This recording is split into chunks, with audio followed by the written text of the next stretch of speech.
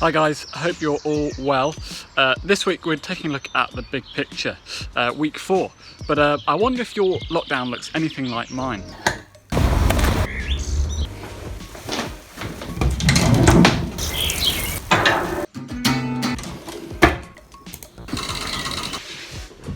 So, this is week 4 of the series we've got going on called The Big Picture. But before we start, take a look at this picture. What can you see? Pretty easy to tell what it is, right? What about now? Start to see something? I bet you didn't expect that from the first photo. If you want, you can create your own on mosaically.com. When we're presented with something in front of us, it's hard to imagine that it's part of something much bigger. We're looking at a guy in the Old Testament called Joseph. Now, we'll come on to him a bit later, but his story is pretty crazy, and he found himself in some pretty unbelievable and scary situations. And whilst we get to look back at his story and know how it ended up, he didn't see the bigger picture. All he could see what was happening was what was in front of him.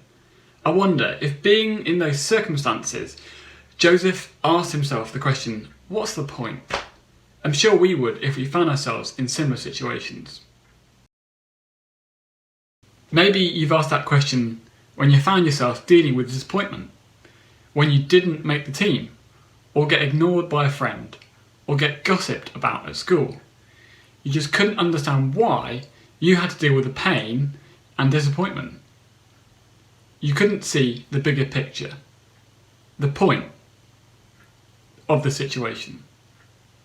Or maybe it was something really and truly painful. Maybe you've watched a loved one struggle through an illness. Maybe they've even passed away. Or maybe you've dealt with things like anxiety or depression, and no matter what, you can't shake it off. Maybe your parents are going through a divorce, or you've been placed in foster care, or someone close to you has hurt you in a way you don't know how to come back from. Those things certainly make you wonder, what's the point?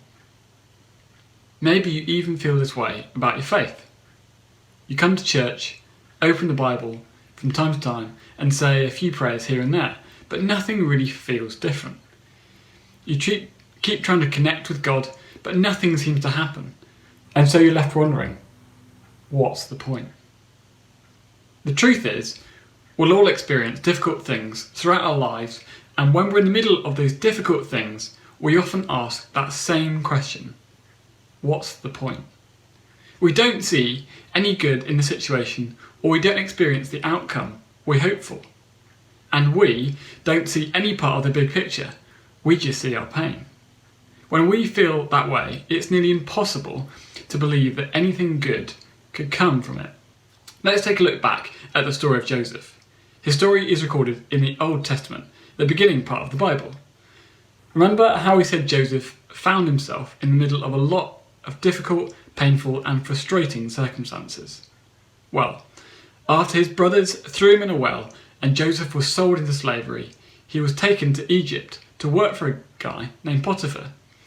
And just as things were starting to look up for Joseph, he was put into a difficult situation, falsely accused of something he didn't do, and thrown into prison as punishment. Doesn't quite seem fair, does it? Can you imagine how Joseph must have felt sitting there in prison? I know I'd certainly be frustrated and annoyed. I'd be asking God, why? Why am I here? What is the point in this? Now, I think these are definitely fair questions for Joseph to have, but he tried so hard to do the right thing and remain faithful to God, and this is where it got him. If I were Joseph, I'd definitely have a hard time seeing the bigger picture. But thankfully, God has always the bigger picture in mind. What Joseph couldn't see as he sat in prison was God working behind the scenes to help him. He was working for good even during Joseph's pain. Joseph just couldn't see it yet. You see, while Jesus was in prison, he wasn't alone. Two important guys in Pharaoh's household, his cupbearer and baker, both got thrown in there with Joseph for a little while. Pharaoh's cupbearer was a trusted person who served in drinks and made sure it wasn't poisoned. don't drink that. Sounds like an interesting job role. I'm not sure I'd want to do it. Now, back to our story. What Joseph didn't know yet was that these two guys, the Pharaoh's cupbearer and baker, were going to play a much bigger role in his story. Take a look at what happened. While they were in prison, Pharaoh's cupbearer and baker each had a dream one night, and each dream had its own meaning. When Joseph saw them the next morning, he noticed that they both looked upset. "Why do you both look so worried today?" he asked them. And they replied, "We both had dreams last night, but no one can tell us what they mean." At first glance, this doesn't seem remarkable at all of the story. Two guys had a couple of weird dreams. So what? It doesn't seem that significant. But in those times, dreams were believed to be predictions of what actually might happen in the future. So often, when people had weird dreams, they'd seek out someone to help them figure out the meaning, so they could understand what was to come in the future. And, well, Joseph knew that God could help him interpret dreams. So he told the cupbearer and the baker just that. Then Joseph listened to their dreams and interpreted them as God showed him what they meant. Joseph told the cupbearer that his dream meant that the Pharaoh was going to restore him to his position in 3 days. Amazing! But then Joseph predicted that the baker's dream meant that in 3 days the Pharaoh was going to execute him. Pretty awkward dream to reveal. Either way, after Joseph helped these two guys understand their dreams, he had just one request for the cupbearer. When he got restored to his position with Pharaoh, he'd mention Joseph and help him get out of prison. Well, take a look what happened next. Pharaoh's birthday came 3 days later, and he prepared a banquet for all his officials and staff. He summoned his chief cupbearer and chief baker to join the other officials.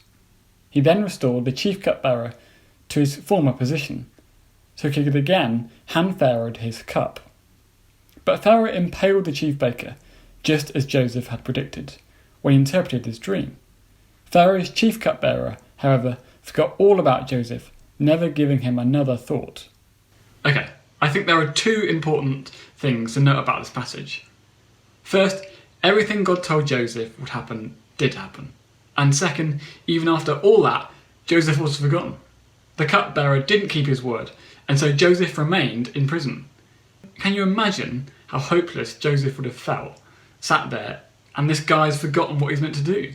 He probably thought that was his last chance to be released from prison.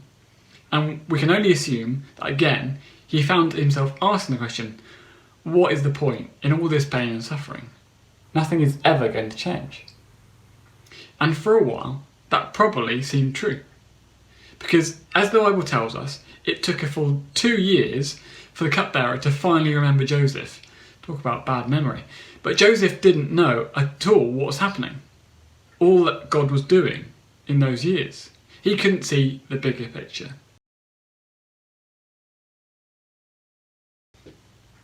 Can you really blame Joseph for probably feeling down about a situation? Can you blame him for not paying attention to the bigger picture that God was creating? He was in prison for 2 whole years. That's an incredibly long time to be wondering what God was up to. Think about it this way. I know it's a couple of months away, but in September, Vibe will be turning 2. It's been running for almost 2 years. That feels like a kind of a long time. But can you imagine being in prison for that long, feeling alone and forgotten? Well, that was the situation that Joseph was in. But 2 years later, the Pharaoh himself had a dream that nobody could interpret. It was then that the cupbearer finally remembered a guy that he met in prison who had interpreted his dream. And just like that, things turned around for Joseph. He got his chance. The Pharaoh called onto him to interpret his own dream, and God helped Joseph to do just that. Take a look at what happened after that. Then Pharaoh said to Joseph, "Since God has revealed the meaning of the dreams to you, clearly no one else is as intelligent or as wise as you are. You will be in charge of my court, and all my people will take orders from you. Only I, sitting on my throne, will have a rank higher than yours. Finally, after the struggle and the suffering, after slavery, imprisonment and abandonment, Joseph finally got the good news. It seemed that would change his life for the better. It was about time, eh? But here's the thing. This wasn't about Joseph finally getting good news.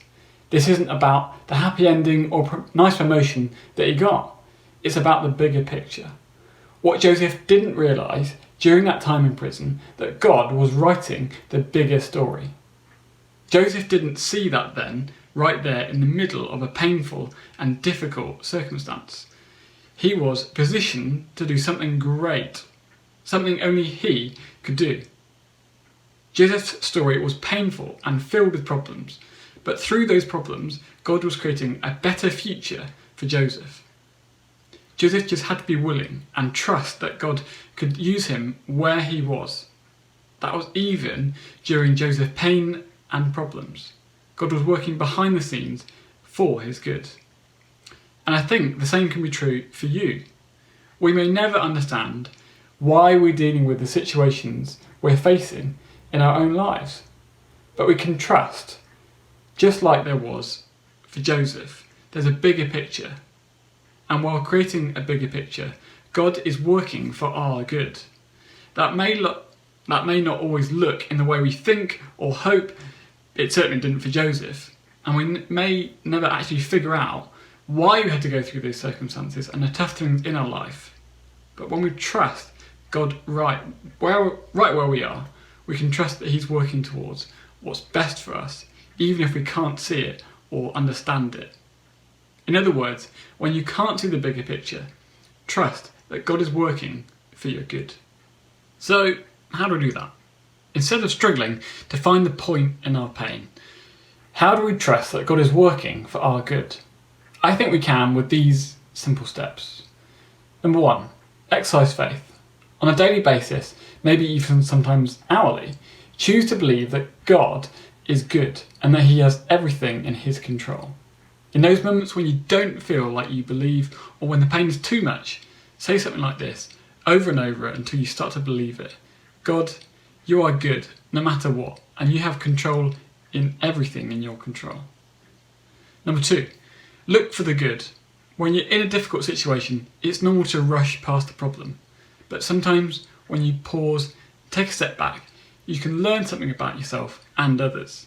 Sometimes you can grow in the process, and while you won't always see in the ways which God's working for your good, you can still make a choice to look for it. And you can look back on times when God has worked for you in the past, and even when you didn't realise it at the time. Number 3, seek encouragement. When you lose sight of the truth that God is working for your good, lean into someone else. Ask them to tell you a story of when God was working for their good, even when they couldn't see the bigger picture. Use their experience to encourage you during difficult times. So that wraps up this week's session. I hope it's been useful. Have a good week, and think of situations that you can see God is working for your good. Have a good week, guys, and see you soon.